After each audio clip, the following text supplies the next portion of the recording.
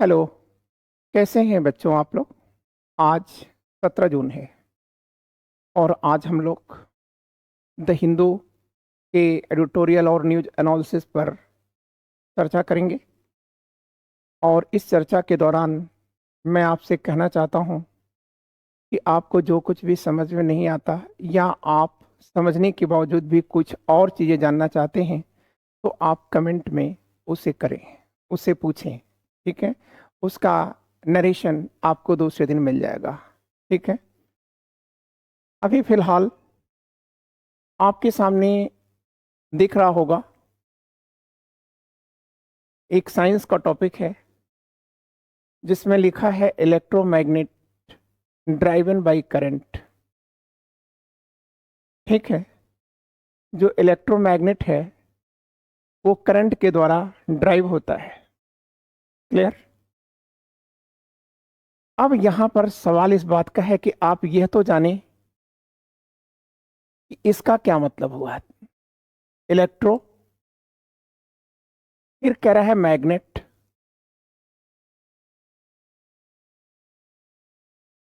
तो यहां आप ध्यान दीजिएगा कि ये इलेक्ट्रो क्या है। ठीक है? इलेक्ट्रॉन है, इलेक्ट्रॉन है। एक, क्लियर? और इसी इलेक्ट्रॉन का जो फ्लो होता है वही इलेक्ट्रिक होती है। ठीक? अब फिर कह रहा है कि इस इलेक्ट्रिक के फ्लो से जो मैग्नेट बनता है हम उसकी चर्चा करने जा रहे हैं। ठीक है ना? क्लियर? अब आप समझ चुके होंगे यह बात। क्लियर? अब हम आपके सामने एक और बात करेंगे कि देखिए, कह रहा है कि ये इलेक्ट्रोमैग्नेट इन्वेंटेड इन 1824 में by the British physicist William sturgeon. मतलब, ठीक है, 1824 में ब्रिटेन के एक भौतिक विज्ञान के विशेषज्ञ हैं और वो हैं, ठीक है, विलियम स्टर्जन। और उनको ही इसका फादर कहा जाता है, उन्होंने ही इसकी खोज किया था। ठीक है? वैसे टेस्ला इलेक्ट्रोमैग्नेट की यूनिट है। टेस्ला हियर, यहां पर लिखा हुआ टेस्ला। ठीक है?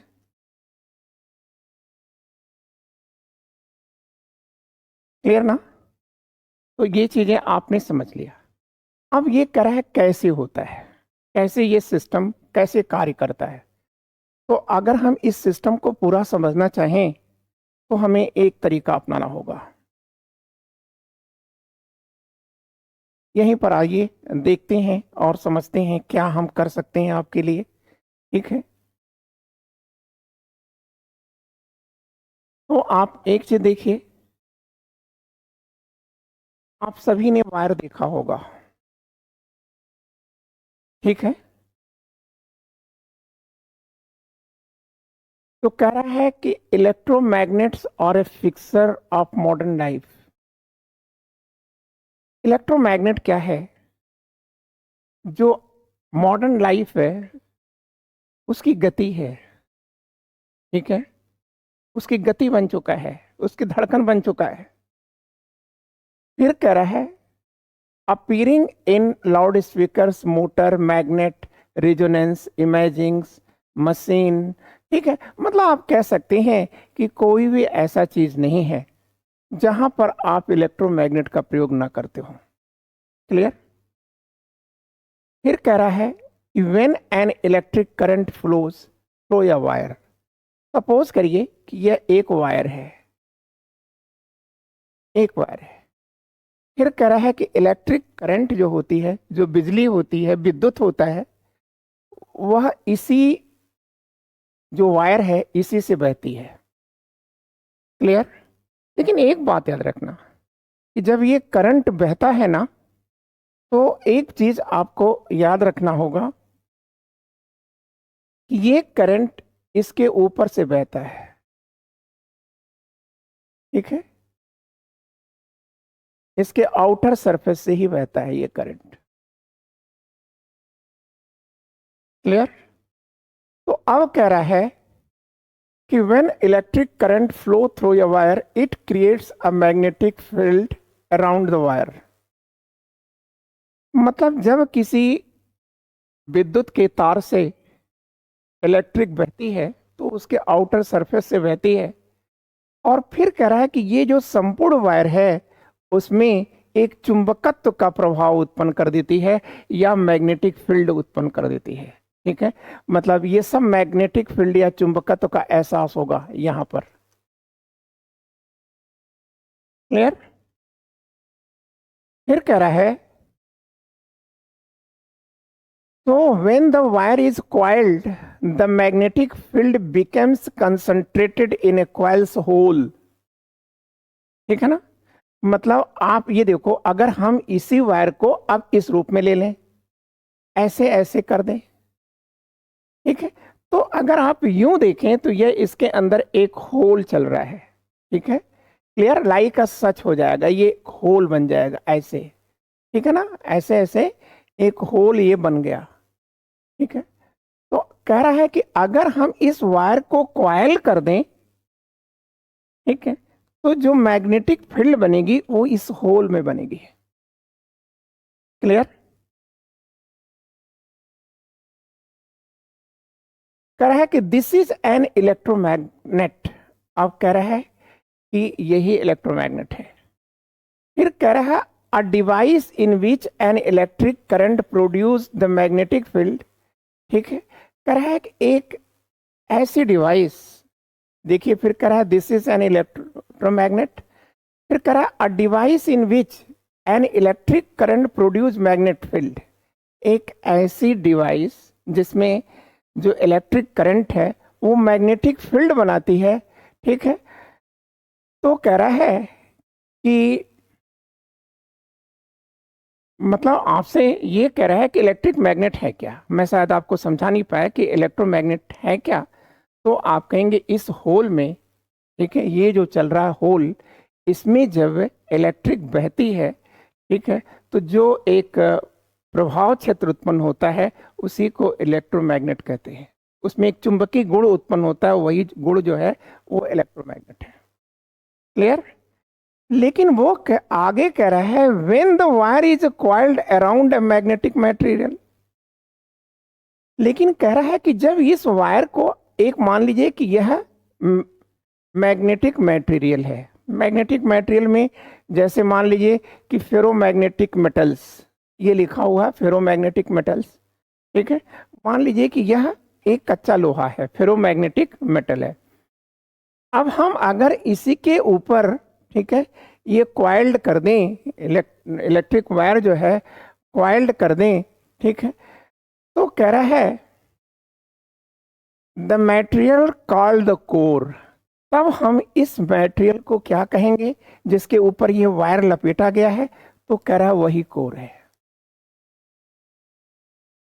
क्लियर? आप बात को समझिए, दूसरे तरीके से समझिए, एकदम इजीली मैं आपको समझा दूं। यहां तो मैंने अभी आपको एक ट्रांसलेशन करके समझाया था। अब मैं आपके बीच में ये कहना चाह रहा हूं, ये पूरा जो आर्टिकल है वो कहना क्या चाह रहा है। वो आप देख रहे हैं कि ये कॉइल बनाया है, जैसे आप देखते होंगे फैन में लगता है कॉइल, ठीक है, वैसे ही वो बनाया गया है। तो अब ये चीजें कह रहा है कि देखो जो इलेक्ट्रोमैग्नेट है वो है क्या। तो आप कहेंगे कि सर जब हम किसी इलेक्ट्रिक वायर पर, ठीक है, किसी वायर पर जब हम इलेक्ट्रिक का प्रवाह करते हैं तो वह वायर एक मैग्नेट की तरह से बिहेवियर करता है। ठीक है, जैसे मान लीजिए कि 1 लाख केवीए की इलेक्ट्रिक सप्लाई हो रही है। अब आप देखते होंगे कि 1 लाख केवीए की जो इलेक्ट्रिक सप्लाई होती है उसके इर्द गिर्द में अगर कोई चीजें पहुंचती है, ठीक है, तो वह बहुत आसानी से क्या करता है, उसे खींच लेता है अपनी ओर से। ये क्या है? तो वही कह रहा है कि ये जो वायर चल रहा है ना, इसमें जो इलेक्ट्रिक बह रही है या जो इलेक्ट्रॉन बह रहे हैं वो उसके आउटर सरफेस से बहते हैं। ठीक है, और ये जो वायर होता है ये कंप्लीट मैग्नेट का कार्य करता है। ठीक है ना। क्लियर। फिर कहता है कि अगर हम इस वायर को एक क्वाइल्ड कर दें, एक ऐसे ऐसे क्वाइल्ड कर दें, ठीक है, तो बीच में जो होल बनता है, तो वो कह रहा है उस होल में मैग्नेटिक फील्ड होता है, ठीक है। और यही कारण है कि जो मोटर होती हैं उसका जो आप कह सकते हैं कि धुरी जो होती है, ठीक है, तो वह धुरी उसी के बीच में होती है, ठीक है। और जैसे जैसे इलेक्ट्रिक चलती रहती है, अपना रूप बदलती रहती है, ठीक है, मोटर के जो रोलर होता है उसमें फोर्स बदलता रहता है और वो स्पीड लेता रहता है, ठीक है ना। तो ये चीजें आपने समझ लिया। फिर आपको एक चीज और याद रखना है कि जब हम किसी चुंबकीय पदार्थ पर, ठीक है, मटेरियल पर, ठीक है, जैसे फेरो एक है फेरोमैग्नेट, मैग्नेट या कच्चा लोहा, ये एक क्या करता है, चुंबक की भांति काम करता है। अगर इस चुंबक पर हम क्या कर दें, ठीक है, एक वायर लपेट दें, इलेक्ट्रिक वायर लपेट दें, तो कह रहा है कि ये जो पदार्थ था, मटेरियल था, उसे क्या कहते हैं, कहता है वही कोर है सर, ठीक है, क्लियर। और आज ऐसा कोई क्षेत्र नहीं है, मतलब मैक्सिमम क्षेत्र है जहां इसका प्रयोग किया जाता है। मतलब आप कल्पना भी नहीं कर सकते, आप अपने घर में बैठे हुए हैं, ठीक है, चाहे वो कुछ भी चल रहा हो, उसमें एक कॉइल जरूर होगा, इलेक्ट्रिक की चीजें हैं, ठीक है। तो मैं सोचता हूं आप बेहतर समझ चुके होंगे, ठीक है। आप ये देखिए, ये चीजें लिखा हुआ है, ये हमने आपको बेहतर तरीके से समझा दिया है, ठीक है, क्लियर। जितना मैं कर सकता था मैंने उतना किया है। आप ठीक है, समझा दिया। ये भी लिख दिया है कि Tesla is a unit of magnetic induction, ठीक है। कभी कभी मिलान करने के लिए, मैच करने के लिए ये क्वेश्चन आ जाता है। आप ये देख रहे हैं, ये है हमारे प्रधानमंत्री जी, माननीय मोदी जी। और मोदी जी अभी तो इटली में थे, लेकिन अब इंडिया आ चुके हैं, और मंगलवार को ये बनारस में जा रहे हैं, ठीक है। ये कह रहा है कि prime minister Narendra Modi will visit Banarasi his Lok Sabha constituency इन उत्तर प्रदेश, ठीक है। प्राइम मिनिस्टर नरेंद्र मोदी बनारस जाएंगे, जो उनकी लोकसभा की कॉन्स्टिट्यूंसी है, ठीक है। और यहीं पर वो कह रहा है, ठीक है, कि वह कुछ करेंगे, मतलब अपनी कह रहा है कि तीसरी कॉन्स्टिट्यूटिव टर्म की, ठीक है, शपथ लेने के बाद प्रधानमंत्री जी, ठीक है, अपने चुनाव क्षेत्र बनारस में जाएंगे। फिर कह रहा है कि he is expected to release 17th instalment of the PM Kisan, ठीक है, सम्मान निधि। और यहीं पर वे 17वां, ठीक है, पीएम किसान निधि को क्या करेंगे, ठीक है, रिलीज कर देंगे, ठीक है। इसमें होता क्या है यार, सब तो आप जानते जानते, कोई नई चीज नहीं यहाँ पर। इसमें होता क्या है, ठीक है भाई, 6,000 रुपये एक मार्जिनल किसान को दिया जाता है, ठीक है। मार्जिनल जो बहुत छोटा किसान है उसको दिया जाता है। अब ये जो 6,000 है, ये 2-2 हज़ार की 3 किस्तों में दिया जाता है, ठीक है। ये 6,000 हो गया, ठीक है। और फिर कह रहे हैं कि इससे जो बंदा होता है, किसान होता है, वो अपनी आवश्यकताओं की पूर्ति करता है, ठीक है।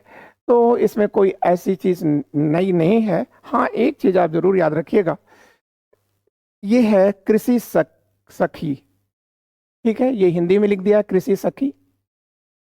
अब ये चीजें आपको याद रखना है कि ये जो कृषि सखी है ये क्या है। तो ये कह रहे हैं कि प्रधानमंत्री Modi will give away certificate to over 30,000 members of self help group. देखिए, ये जो कृषि सखी है ये एक सेल्फ हेल्प ग्रुप है, ठीक है। मतलब कुछ लोग, सेल्फ हेल्प ग्रुप किसमें कहते हैं, ठीक है, स्वयं की सहायता करने के लिए बनने वाला समूह, ठीक है। और इसमें क्या होता है, कुछ लोग समान टेंडेंसी के लोग मिल जाते हैं, उसमें थोड़ा थोड़ा धन अपना देते रहते हैं, ठीक है। यही जो है सेल्फ हेल्प ग्रुप कहा जाता है। फिर वो पैसे का जो है अपने ही ग्रुप में वो उसका लोग यूज कर लेते हैं, ठीक है। तो प्रधानमंत्री जी ठीक है, 30,000 जो ये महिलाएं हैं इनको यह क्या करेंगे, एक सर्टिफिकेट देंगे। ये चीजें आप याद रखिएगा। कृषि सखी क्या है, ठीक है, सेल्फ हेल्प ग्रुप है, ठीक है। अब ये सेल्फ हेल्प ग्रुप करेगा क्या, तो इसमें इन्होंने ये कहा कि ये जो सेल्फ हेल्प ग्रुप है कृषि सखी का, यह कृषि की तकनीकियों से परिचित है और यह जाएगा कहाँ, किसानों के पास जाएगा और किसानों को बताएगा, ठीक है, कि कृषि की आप नवीन तकनीकी को कैसे प्रयोग करेंगे, ठीक है, और कैसे हम और हमारी सरकार इस आपकी सहायता करेगी, ठीक है। ये मैटर रहा। अब यहां आप देखिए, कह रहा है कि India ready to host its first multi national air exercise Tarang Shakti, ठीक है। ये देखिए, ये क्या है, तरंग शक्ति।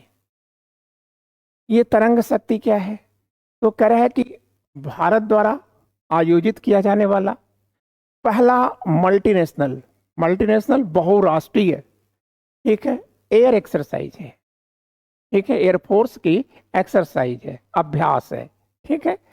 तो इसमें लगभग 10 देश आ रहे हैं, इसमें तरंग शक्ति में। तो तरंग शक्ति क्या है आप समझ गए, ठीक है ना, कि यह, ठीक है, भारत द्वारा, ठीक है, होस्ट किया जाने वाला, आयोजित किया जाने वाला एक एयरफोर्स एक्सरसाइज है, ठीक है, क्लियर। फिर कह रहा है कि the Indian air force first multinational air exercise Tarang Shakti, ठीक है, जाने गए कि इंडिया ने इसे जो है पहली बार 2024 में आयोजित कर रहा है, होस्ट कर रहा है। विल बी हेल्ड इन अगस्त, ये कब होगा, अगस्त के महीने में होगा, 2024 में होगा, ठीक है। फिर जब हम लोग अगस्त में हो जाएगा तो फिर देखेंगे भैया इसमें क्या क्या विशेष हो रहा है। फिर अभी फिलहाल आपको इतना जानना था।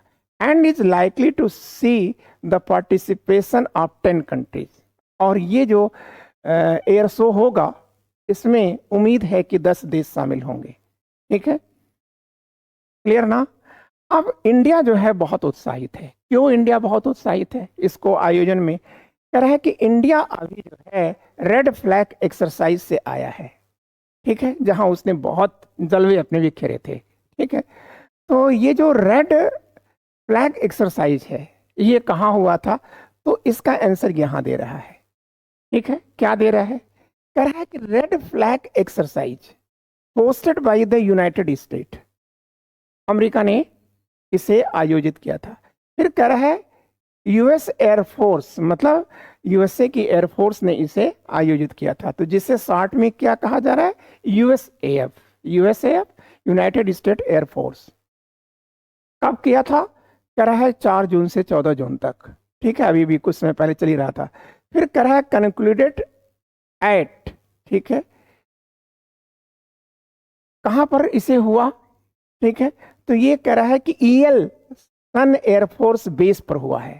कहां पर हुआ, ईएल,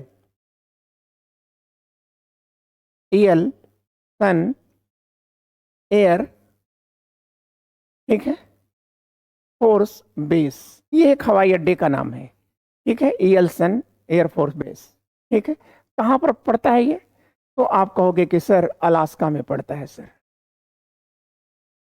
ठीक है। यहीं पर क्या हुआ था, यूएस द्वारा 4 से लेकर 14 जून 10 दिन तक, ठीक है, इसने अपना ही एक एयर एक्सरसाइज किया था जिसमें इंडिया ने बहुत अच्छा प्रदर्शन किया था, ठीक है। तो वही कह रहा है कि इंडिया रेड फ्लैग एक्सरसाइज से, ठीक है, काफी उत्साहित है, ठीक है।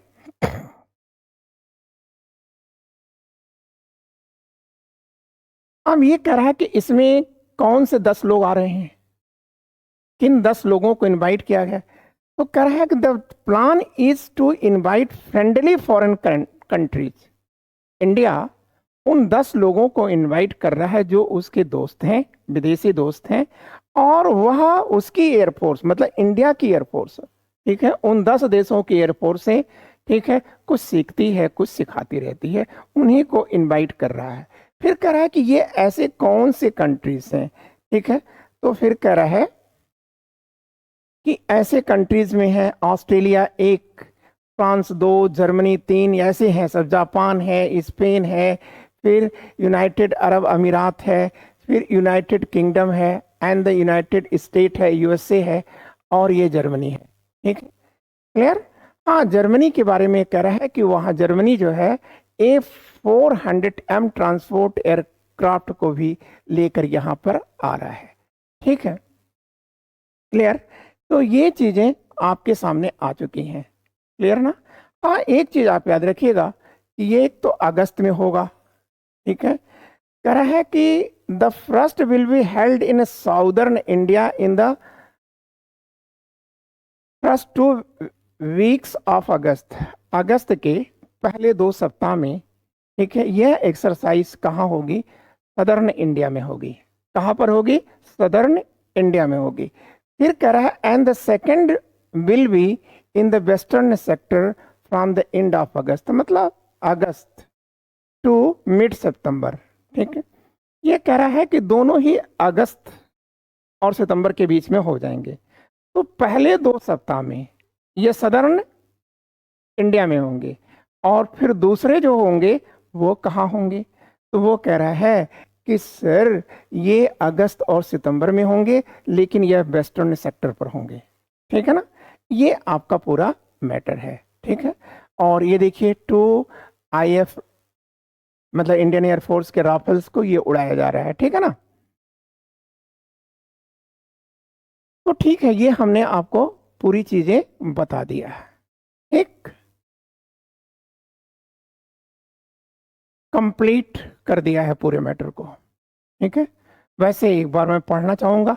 The first will be held in southern India in the first 2 weeks of August, and the second will be in the western sector from the end of August to mid September। मतलब revision करने की कोई आवश्यकता यहाँ नहीं रहती। ठीक है, आपका टाइम किल होगा। ठीक है, आगे आइए। अब यहाँ पर देखिए, ये कह रहा है कि 2 steps बैक, 2 कदम पीछे। कौन 2 कदम पीछे की बात कर रहा है? ठीक है, एग्जैक्टली यह जेंडर इक्वलिटी पर बात कर रहा है। ये कह रहा है कि 2 steps back, India needs to close the gender gap in education and politics. Bharat से आशा कर रहा है, या आर्टिकल भारत से आशा कर रहा है कि भारत एजुकेशन और पॉलिटिक्स में, ठीक है, जो जेंडर गैप हो रहा है यहाँ, उसको समाप्त कर दे, मतलब क्लोज करे। फिर कह रहा है कि gender parity may be climbing upwards world wide. ठीक है, देखिए जो जेंडर समता है, पैरिटी, इक्वलिटी, तो जो जेंडर समता है ये पूरी दुनिया में क्या हो रही है? ठीक है, यह बढ़ रही है। ठीक है, फिर कह रहा है with global gender gap standing 68.5% closed in 2024। 2024 में जो जेंडर गैप है वो कितना प्रतिशत है? 65.65% है। ठीक है ना, फिर कह रहा है कि but the glacial pace changing, लेकिन ये जो वृद्धि, मतलब जो अंतर समाप्त हो रहा है, धीरे धीरे जो इक्वलिटी लाई जा रही है, वो कह रहा है बहुत धीमी है, बहुत धीमी है। ठीक है, अब कह रहा है कि इट वॉज 68.4% इन 2023। 2023 में, ठीक है, जो जेंडर गैप था वह कितना था? 68.4% था। ठीक है, क्लियर। फिर कह रहा है at this rate it will be take 134 वर्ष रीच फुल पैरिटी। और अगर इस गति से, ठीक है, पैरिटी स्थापित की जाएगी, समता स्थापित की जाएगी, तो जिस समता को हम चाहते हैं उस समता को आने में 134 साल लग जाएगा।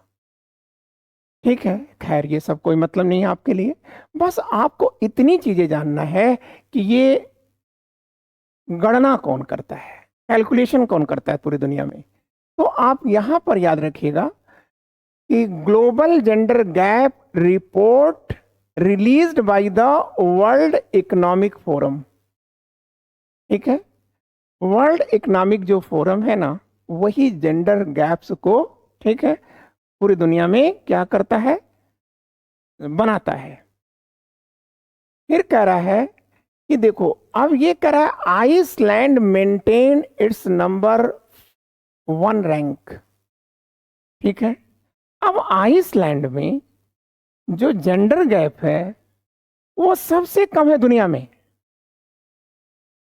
क्लियर ना? मतलब आप कह सकते हैं कि फर्स्ट रैंक है, और यहाँ पर जेंडर गैप्स जो है, ठीक है, एकदम लगभग खत्म है। 93.4% है यहाँ पर जेंडर पैरिटीज, ठीक है। और जो ये भी याद रखना कि जो डेवलप्ड कंट्री हैं वहां पर 80% लगभग समाप्त हो चुका है, मतलब 20% रह गया। आयरलैंड में तो लगभग 6.5% रह गया है। लेकिन जो विकसित राष्ट्र हैं वहां पर, ठीक है, 80% उन्होंने समाप्त कर दिया है, 20% ही रह गया है, ठीक है। लेकिन कह रहा है कि हमारे देश में क्या है, तो हमारे देश की स्थिति ठीक नहीं है भाई, ठीक है। तो आइए थोड़ा इसको, इसी चीज को थोड़े और बड़े में देखते हैं। ये देखिए, कह रहा है कि जेंडर पैरिटी में be climbing upwards world wide with the global gender gap standing at 68.5%, ठीक है। जो जेंडर समता है वह, ठीक है, कितना गैप है, तो कह रहा है 68.5%। फिर कह रहा है कि 2024 में, लेकिन इसकी जो गति बहुत धीमी है, अभी मैंने आपको बताया है। इट वॉज 68.4% इन 2023 में 68.4% थी, ठीक है। क्लियर? और यह एक दुखद स्टैटिक है। कह रहा है at this rate it will take 134 साल लग जाएगा फुल पैरिटीज आने में, पूरी समता आने में, फिर है ना, ठीक है। फिर ये चीजें आपको याद रखना है, ठीक है। तो global gender gap report released कौन करता है, तो आप कहेंगे कि सर वर्ल्ड इकोनॉमिक फोरम करता है, ठीक है। क्लियर? फिर करा आइसलैंड मेंटेन्स इट्स नंबर 1, ठीक है, रैंक, ये तो बताया जा चुका है। फिर करा कि इंडिया की क्या स्थिति है, तो करा इंडिया हैज स्लीप्ड 2 प्लेसेस, ठीक है। जो इंडिया है वो 2 पावदान, ठीक है, क्या किया है, उछाल मारा है। कैसे? तो कह रहा है कि ये जो गणना की गई थी वह 146 देशों में की गई है। 146 देशों में ये जेंडर पैरिटीज को, ठीक है, कैलकुलेट किया गया है। इंडिया की पोजीशन क्या है, तो आप कहेंगे कि सर इस समय इंडिया 129 पर है, ठीक है। लास्ट ईयर इट वाज 127 पर थी, ठीक है। अब कह रहा है कि after having jumped 8 place from 135 इन 2022, और 2022 में यह 135वें स्थान पर था, ठीक है। और परसेंट के दृष्टिकोण से 64.1 है। वर्ल्ड में कितना है, 68.4 है। इंडिया में कितना है, 64.1 है। मतलब फर्स्ट क्या है, आयरलैंड है। और इंडिया की पोजीशन क्या है, तो आप कहेंगे कि सर, ठीक है, यह 129 है, ठीक है ना। क्लियर? तो ये मैटर आपके बीच में जा चुका है। अब एक चीज है, अंडर कफाला वर्कर्स आर डिस्पेंसिबल, ठीक है। अंडर कफाला, कफाला क्या है, ठीक है। तो देखिए ये लिखा है, कह रहा है कि अंडर कफाला वर्कर्स आर डिस्पेंसिबल, ठीक है। कफाला जो प्रथा है उसके अंदर जो वर्कर्स हैं, लेबरर्स हैं, ठीक है, ये क्या है, बहुत ही तुच्छ जिंदगी जीने के लिए विवश है। फिर कह रहा है कि कफाला क्या है, तो कह रहा है कि कफाला is a type of appointment system, ठीक है। कफाला क्या है, एक नियुक्ति की पद्धति है। फिर कह रहा है is it prevalent in middle eastern countries. ठीक है, यह कहाँ पर प्रयोग में होती है? तो आप कहेंगे मिडिल ईस्ट एशिया में होती है। ठीक है, स्पेशली कहाँ होती है? तो कह रहा है अरब में होती है, कतर में होती है, कुवैत में होती है, बहरीन में होती है, और यूनाइटेड अरब अमीरात में होती है, और ओमान में होती है। ठीक है, कह रहा है कि this system controls foreign employment. ठीक है, और ये सिस्टम करता क्या है कि वो बाहर से जो लोग आए हुए माइग्रेंट जो मजदूर होते हैं उनको यह रेगुलेट करता है। कौन? कफाला सिस्टम। ठीक है, अब एग्जैक्टली आप बात समझो, कफाला क्या है? ठीक है, तो आप कहेंगे कफील से निकलता है कफाला। तो कफील क्या होता है? तो आप कहेंगे उस देश की कंपनी का मालिक। क्लियर? या आप कह सकते हैं ठेकेदार भी कह सकते हैं, जो मजदूरों को क्या करता है, ठीक है, अपने यहाँ बुलाता है और बुलाने के बाद उनको रोजगार देता है। अच्छी बात लग रही होगी आपको। ठीक है, लेकिन आप याद रखिएगा इसमें होता क्या है कि ये मजदूर होते हैं, इनको ये एक बहुत बुरी स्थिति में रखते हैं। ठीक है,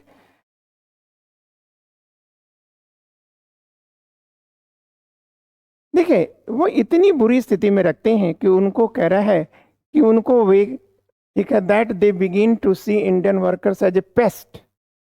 ठीक है, जैसे जो भारत से गए हुए जो वर्कर्स हैं इनको वो कीट पतंगों की तरह से ट्रीट करते हैं। ठीक है, जब यहाँ से भारत से लोग गए तो बड़ी बड़ी खुशियों को लेके जाते हैं, लेकिन जब वहाँ पहुँचते हैं तो ये कफील करता क्या है? ठीक है, ये इनकी जो पासपोर्ट है, इनके जो वीज़ा है, ये सबको जब्त कर लेता है। और जब्त करने के बाद करता क्या है? इनको, ठीक है, मन चाहे कार्य कराता है और विपरीत परिस्थितियों में कराता है। ठीक है, जैसे एग्जैक्टली, ठीक है, वह एक घटना अभी लेटेस्ट जो घटना हुई है उसकी चर्चा कर रहा है। ठीक है, तो कह रहा है कि with in hours of the fatal fire that killed 49 migrant workers, majority whom are Indians, in the Mangai area of Al Ahmad municipalities, Kuwait.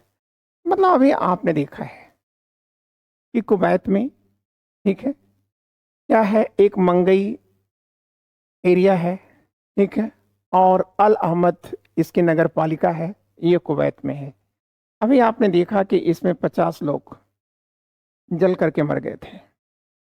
अब जब ये जल के मर गए तो इसमें ज़्यादातर लोग, मतलब 46 लोग, ये इंडियंस थे। ठीक है, इसकी जांच हुई और इसकी जांच के बाद यहाँ के जो कुवैत के जो इंटीरियर मिनिस्टर हैं फहद अल यूसुफ अल सहाब, ठीक है, तो ये साहब कह रहे हैं कि भाई देखिए ये जो गलती हुई है, ये गलती है जो कफील हैं उनकी लालच, उनकी ग्रीड, जो उनकी लालच है, ठीक है, उसी के कारण हुई है। क्योंकि ये जिस मकान में ये मजदूरों को उन्होंने रखा था और जहाँ से ये अपना प्रोडक्शन ले रहे थे वह रहने योग्य नहीं था। ठीक है, करीब 196 लोग एक छोटे से स्थान पर रहने के लिए विवश कर दिए गए थे, एक पशुवत जीवन जीने के लिए विवश कर दिए गए थे। समय समय पर ये जो मतलब कफाला है, सिस्टम है, इसको लेकर के, ठीक है, देश दुनिया में विरोध होते रहे हैं। ठीक है, लेकिन फिर भी इनके ऊपर किसी प्रकार का कोई प्रभाव नहीं पड़ता है। तो ये प्रथाएं ये चल रही हैं। ठीक है, और ये अमानसिक प्रथाएं कब बंद होंगी? ठीक है, इसके लिए एमनेस्टी इंटरनेशनल को, ठीक है, हस्तक्षेप करना होगा। तो बच्चों, आज हमने इतना ही मैटर आपके बीच शेयर किया। Thank you, good day.